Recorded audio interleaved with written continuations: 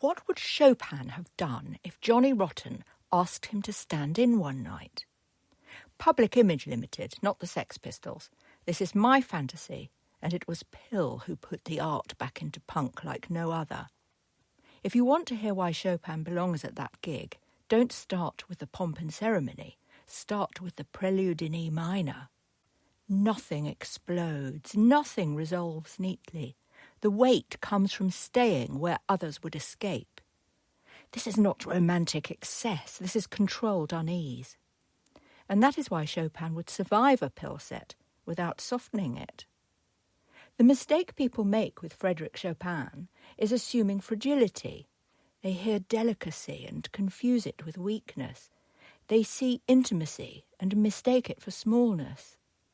Chopin was not fragile, he was precise. Now, imagine the call comes from Johnny Rotten, deep in the era of Public Image Ltd, where sound is stripped, suspicious, confrontational. A band member is down. They need someone who won't panic, won't overplay, won't dilute the tension. Chopin would have understood immediately what was required of him, because this is exactly what his own music does. Chopin's genius lies in controlled exposure. He does not announce, he reveals. His music is built from small gestures under pressure. A melody that hesitates, a harmony that leads somewhere dangerous and stays there long enough to make you feel it in your chest. He weaponizes timing. He lets silence speak first. That's nerve. Johnny Rotten never pretended to be polite. He liked dissonance because it sounded like life when you stopped lying about it. Frédéric Chopin was hardly the tame salon ghost of legend. His dissonances are exquisitely dressed, but they linger like a raised eyebrow held just a second too long. Where Rotten weaponized ugliness to puncture comfort, Chopin smuggled unease into beauty itself. A wrong note in the right room, a harmonic tension that refuses to apologize. One spat in the face of the audience, the other let the audience realize, far too late, that they were already implicated.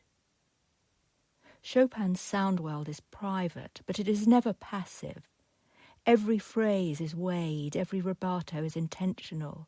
He stretches time, not to float, but to test how much tension a listener can tolerate before release. Put him into Pill and he wouldn't bring lyricism. He'd exercise restraint. But introduce his utterly breathtaking harmonies over Johnny's ringing angst. What a treat that gig would be. Sparse lines, dry articulation, short gestures that feel exposed rather than decorative. He'd understand that the power of the room lies in what isn't filled, that distortion doesn't need fighting, it needs placement. And that's the key. Chopin's music is unmistakably him because it doesn't try to dominate. It infiltrates, it sits next to you, it breathes when you breathe, and once it's inside your ear, it doesn't let go. Johnny Rotten would have clocked this instantly, not as classical, not as polite, but as someone who knew how to stand inside discomfort without flinching. Such gentle authority makes one heady. Copyright 2025 Sarnia de la Mare, The Continuum Approach.